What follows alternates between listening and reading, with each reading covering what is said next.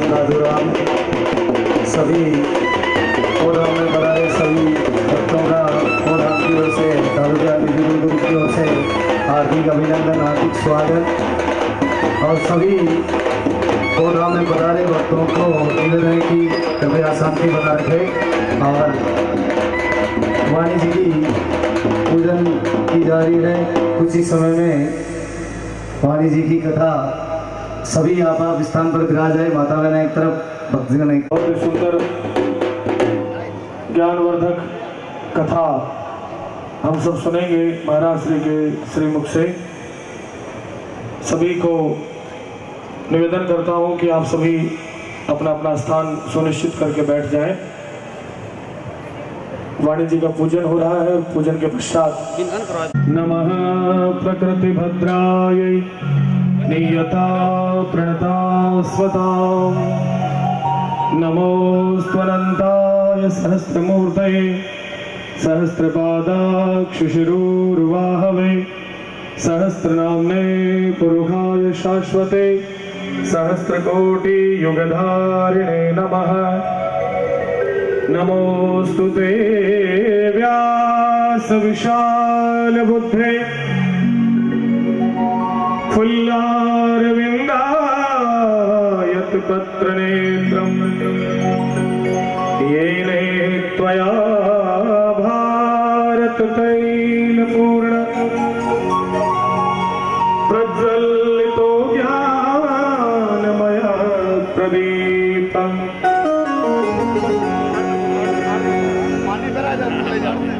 नमो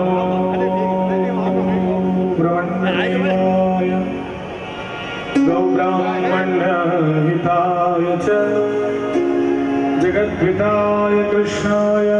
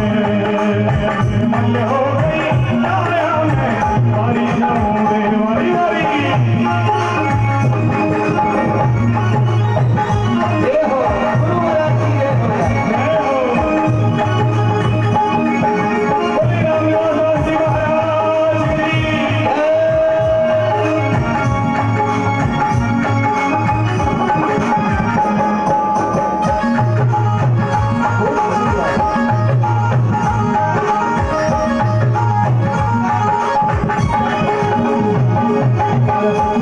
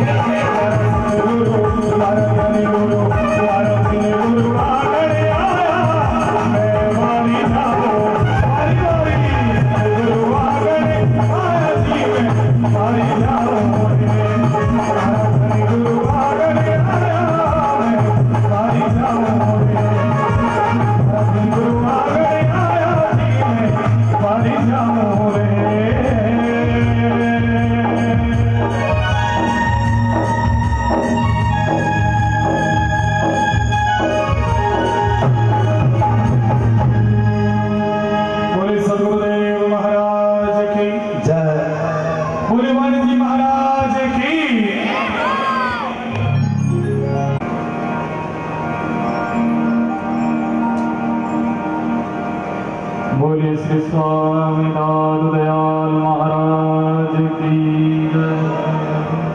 सदगुरु श्री कबीर साहेब की जय।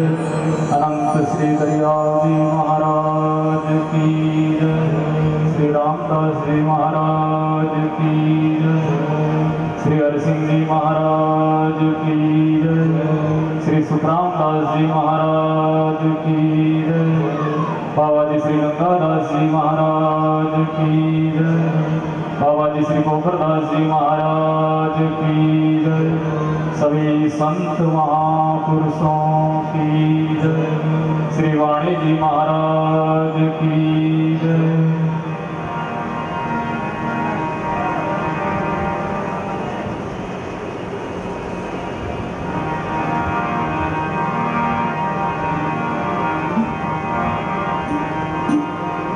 साधु नमो नमो निरंजनम।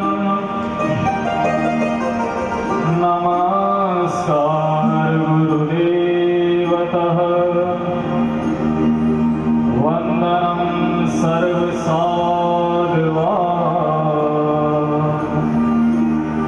प्रणामं परमतः।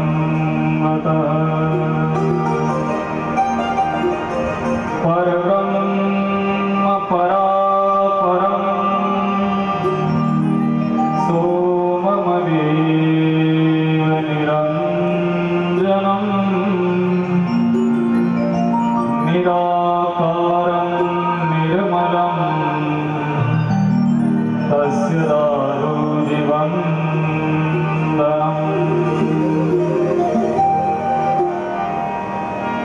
प्रथमवन्द परब्रह्म परमानंद स्वरूपम। द्वितीय वंद गुरुदेव योजिन ज्ञान अनुपम। तृतीय वंद सब संत जोड़ कर तिनके आगे। मन वच कर्म जिज्ञास करत भय ब्रह्म सब भागे। इहि भांति मंगलाचरण कर सुंदर ग्रंथ बखानिए। काविक मन को उपजे यह निश्चय कर मानिए। गुरु ब्रह्मा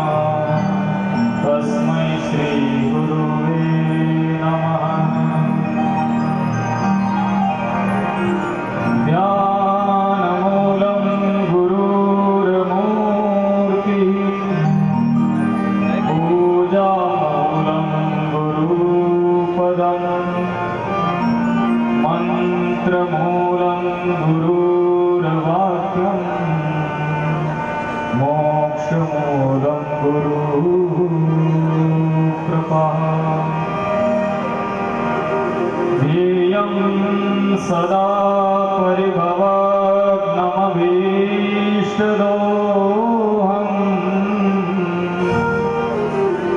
तीर्थास्पदं शिवविरञ्चनुतं शरण्यम् भृत्यार्तिहं प्रणतपालभवाब्धिपोतम्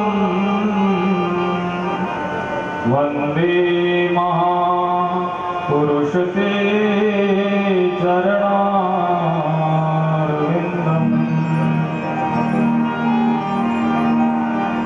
श्री दादू दीन दयाल के हरि सिंह जी हरि नाम रत दिन सिस केशव दास मोहनगढ़ सुमरण साजे तिनके दयाल दास महागढ़ मंत्र निवाजे उनकी गादी तपी जानिए दास मनोहर जास पाठ भय प्रेम सकल सुख राम उदोगर चतुरा मन वच काय कर नमस्कार सबको करत श्री दादू दीन दयाल के हरि सिंह जी हरि नाम रत श्री दादू दीन दयाल के हरि सिंह जी हरि नाम रत दादू देवं हरि सिंहं सुखरामं सुखार्णवम् अस्ति रामं प्रभो दासं गंगादासं नमाम्यहम्।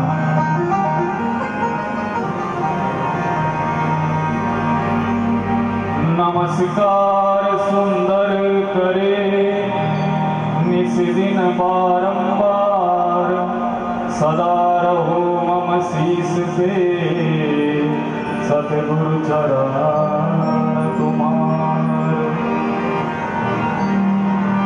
जिनकी वाणी अमृत वाणी ये संतन मानी सुखदानी जो सुनकर प्राणी हृदयानी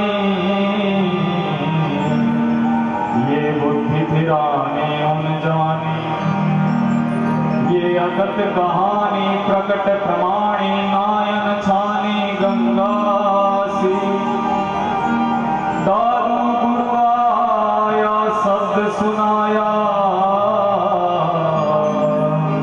ये ब्रह्म बताया विनाशी ये ब्रह्म बताया विनाशी।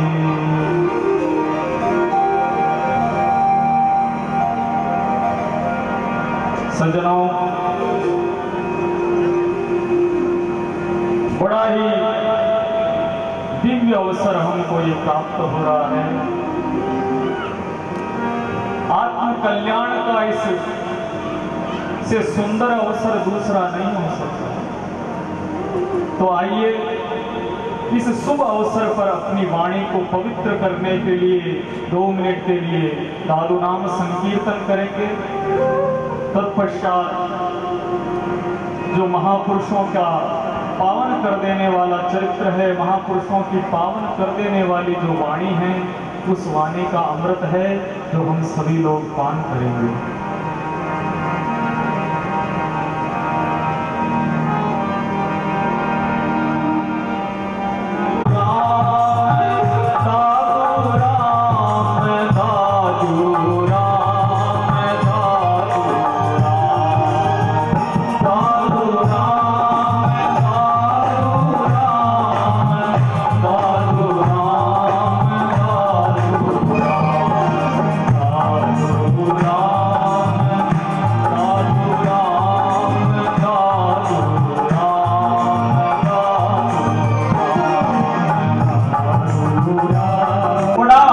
अनोखा ये शुभ अवसर शुभ योग हमको प्राप्त हो रहा है। हमारे शास्त्र कहते हैं महाराज, सत्संग मिलना कोई आम बात नहीं होती। भाग्योदयेन बहुजन्म समर्पितेन सत्संग मंच लभते पुरुषो यदा। जब जीव के अनंत जन्मों का जब पुण्य उदय होता है ना, तो उसकी सत्संग में रुचि प्राप्त होती है, उसकी सत्संग में गति होती है। संत महापुरुष कहते हैं भाई ये एक जन्म का पुण्य नहीं है, एक जन्म की कमाई नहीं है, ये तो जन्म जन्म से संचित उसका जब पुण्य उदय होता है तो महापुरुषों का ऐसा दिव्य अमृत महोत्सव प्राप्त होता है। महाराज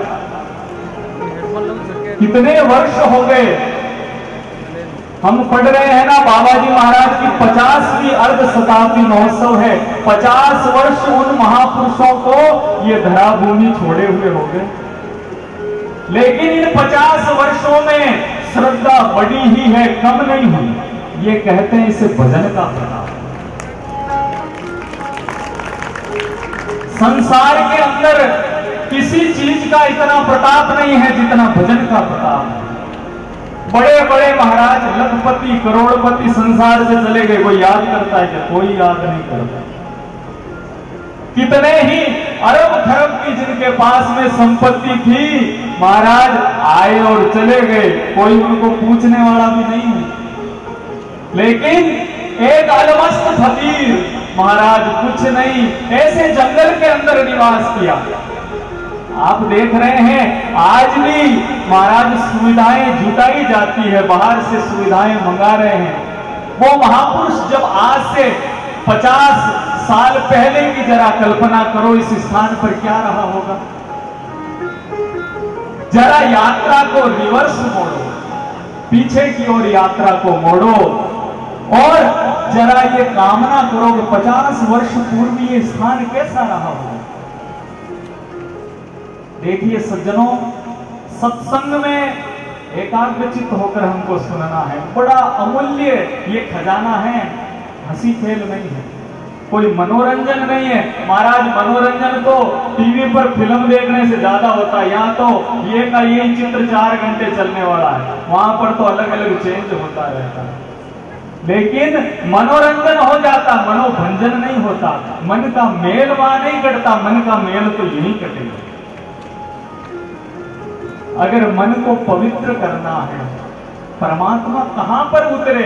भगवान तो उड़ीक रहे हैं, भाई मेरे को कोई बुलाए तो सही, लेकिन हमारे मन पर तो हमारा संसार का पर्दा पड़ा हुआ, काम क्रोध लोभ मोह अहंकार, ये सारा आवरण है। इस आवरण के पीछे महाराज शुद्ध स्वरूप है हमारा, वो छुप गया। वास्तविकता में इस जीव का स्वरूप क्या है? महाराज मैं हूं कौन?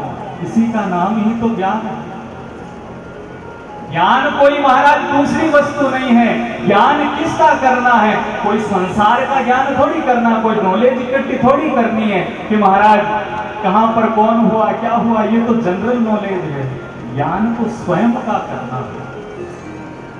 जिस दिन स्वयं का ज्ञान हो गया उस दिन महाराज ये चिदानंद रूपम शिवोहम शिवोहम, ये जीव खुद ही शिव हो जाएगा। महाराज मैं नाही तब एक फिर मैं आई तब दो। दादू दयाल जी महाराज क्या कह रहे हैं, क्या वाणी है उन महापुरुषों की कि मेरे और परमात्मा के बीच में मैं खुद ही खड़ा हूं। कैसे खड़ा हो गया? महाराज किसी को पूछे आप कौन हैं, तो सबसे पहले मैं आता है कि मैं तो वो हूं, जानते नहीं, मेरा नाम तो गांव में सब जानते हैं। किसी बच्चे से पूछ लेना मैं कौन हूं, अरे तू है कौन? तू खुद ही नहीं जानता तू कौन है, कहां से आया, कहां तेरे को जाना, तेरे को खुद को ही पता नहीं। और दूसरे को तू कहता है मैं राजा हूं, मैं नेता हूं, मैं धनवान हूं, मैं प्रतिष्ठावान हूं। मेरा नाम कौन सा है? महाराज कोई कहता है मेरा नाम राम प्रताप है, कोई कहता है विजय सिंह है। अरे तेरा वास्तविक नाम कौन सा है? ये तो संसार ने तुझे दिया है। जन्म से पहले तू कौन था और मृत्यु के बाद में तू कौन होगा, यही तो ज्ञान है, इसी को ही तो प्राप्त करना है। तो सत्संग में आने का उद्देश्य है स्वयं को जानना। जिसने स्वयं को जान लिया महाराज जगत को जानने की जरूरत ही नहीं रही। और अगर स्वयं को ही नहीं जाना तो महाराज जगत को कितना ही जान लो, कुछ भी पाले पड़ने वाला नहीं है। तो ये जो अर्ध शताब्दी महोत्सव है, कहने का तात्पर्य क्या है? 50 साल हो गए बाबा जी महाराज को, लेकिन महाराज 50 सालों में वो लोगों में ऊर्जा कम नहीं हो रही है, वो जोश कम नहीं हो रहा है, वो दर्शन की अभिलाषा लोगों में कम नहीं हो रही। लोग दूर दूर से महाराज तपती गर्मी के अंदर चल के आ रहे हैं। ये क्या है? ये उन महापुरुषों का तप है जो हमको खींच के लेके आ रहा है। तो सज्जनों, इस चीज को समझना है हमको कि वास्तविकता में जिन्होंने उसे जान लिया ना महाराज, उसने सबको जान लिया।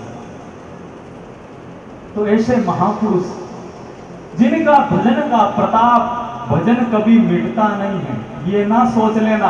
दादू दयाल जी को कितने वर्ष हो गए? 417 साल दादू दयाल जी को गए हुए हो गए, लेकिन महाराज कहां गए?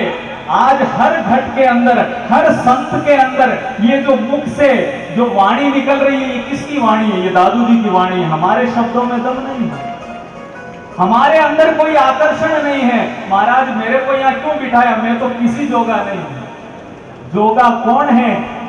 कीमती कौन सी चीज है? कीमती ये महापुरुषों का ज्ञान है महाराज। ये ज्ञान ही जब गुरुदेव के द्वारा जीव को प्राप्त हो जाता है तो क्या होता है कि सतगुरु पशु मानुष करे। जब जीव को सदगुरु मिलते हैं, सच्चे संत मिलते हैं, तो होता क्या है महाराज? हम तो पशु तुल्य हैं, हमारे अंदर कोई विशेषता नहीं है, पशु तुल्य हमारा जीवन है। भरतरी जी महाराज ने बड़ी सुंदर बात कही। पशु तुल्यता का मतलब क्या है?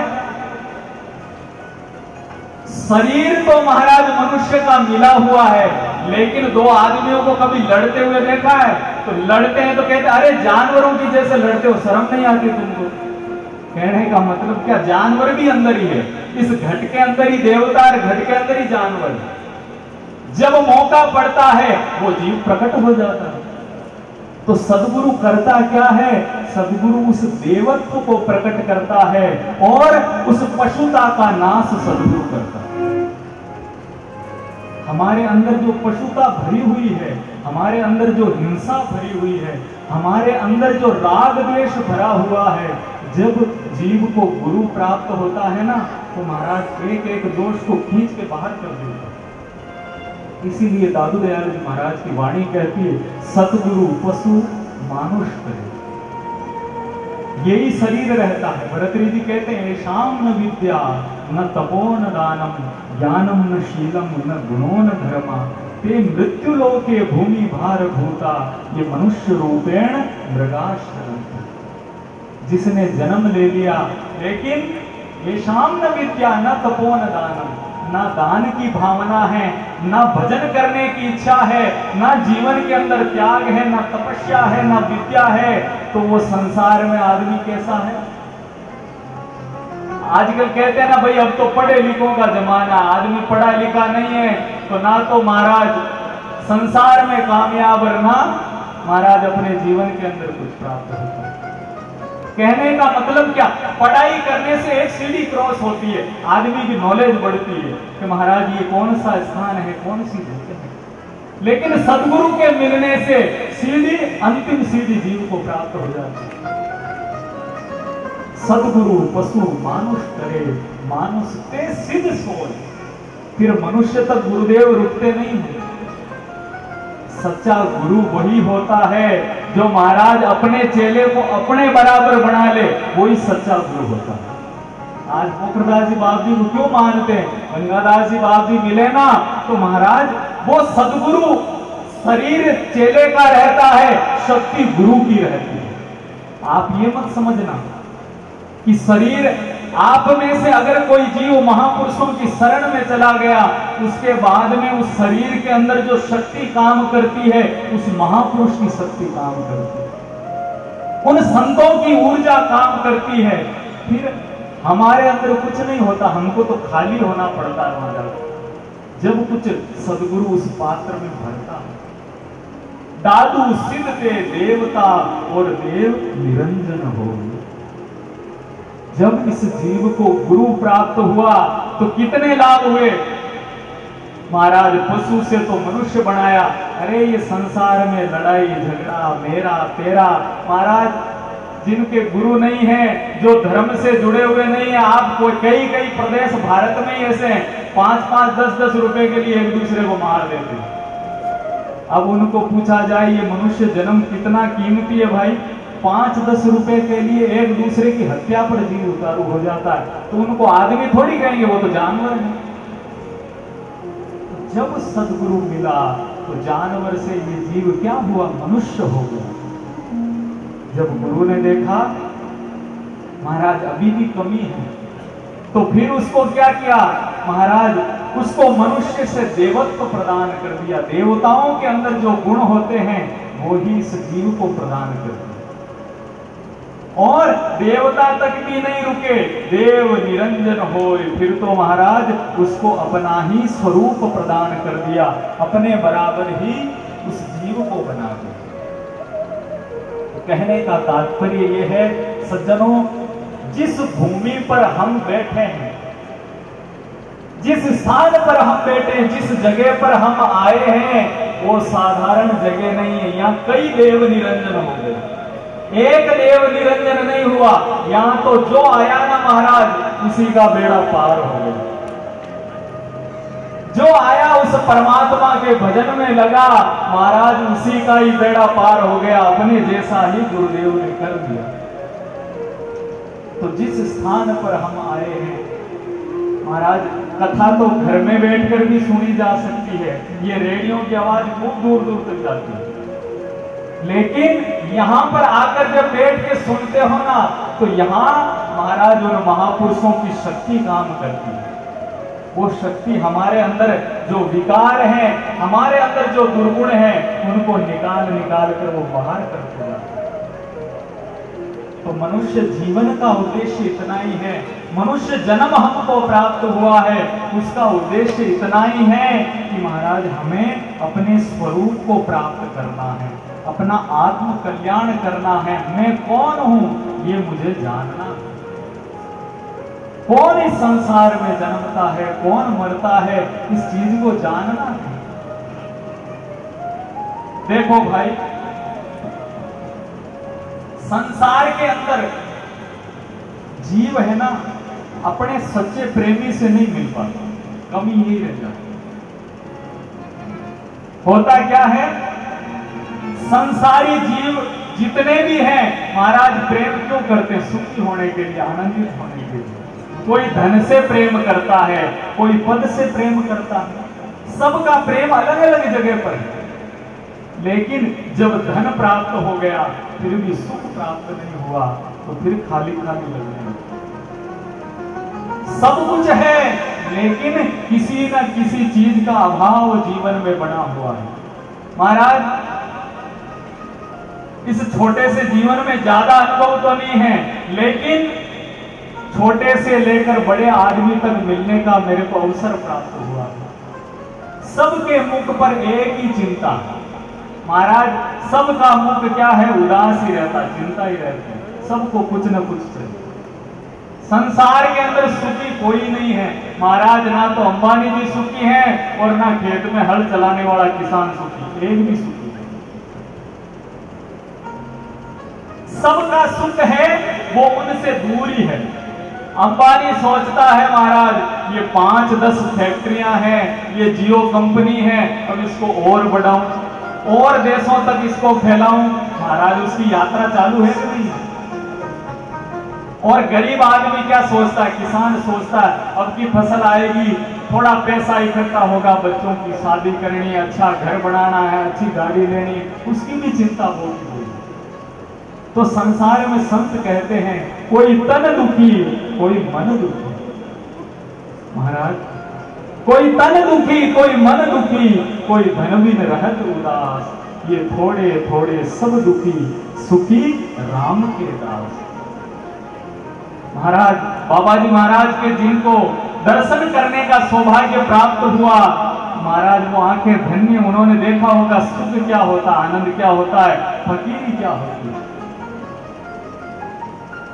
हमारे संत भजन गाते हैं कि अलग का अमल जब चढ़े योगियों को, ये जनाए तरण सम जगत शहनशाह। जब वो परमात्मा की खुमारी चढ़ जाती है तो जगत की बादशाही फीकी लगने लगती है। खुमारी चढ़ेगी कैसे, नाम खुमारी चढ़ेगी कैसे, परमात्मा का ज्ञान होगा कैसे। ये संसार तो दुखों में डूबा हुआ है।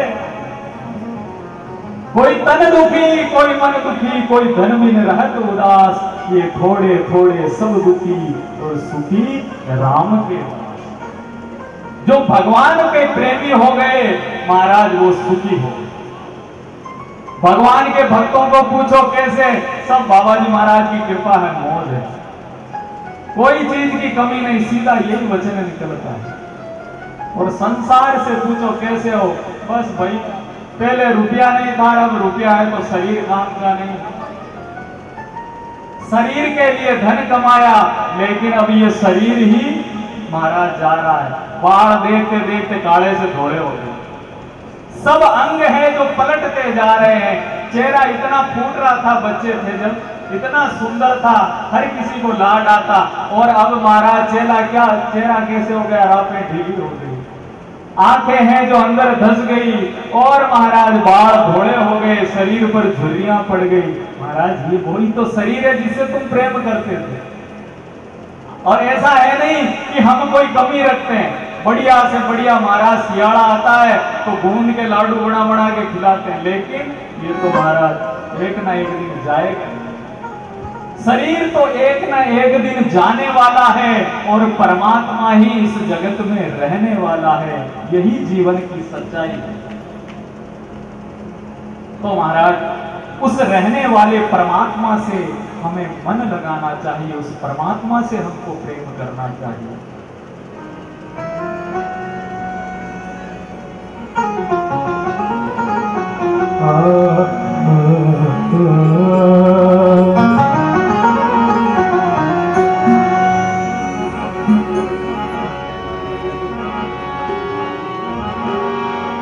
सुमिरन कर ले मना,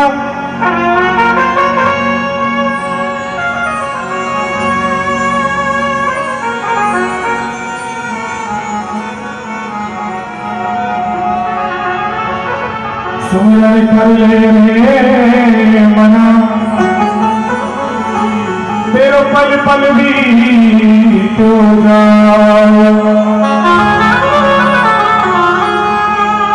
मानव देही रे मूरत, उस झेल मिल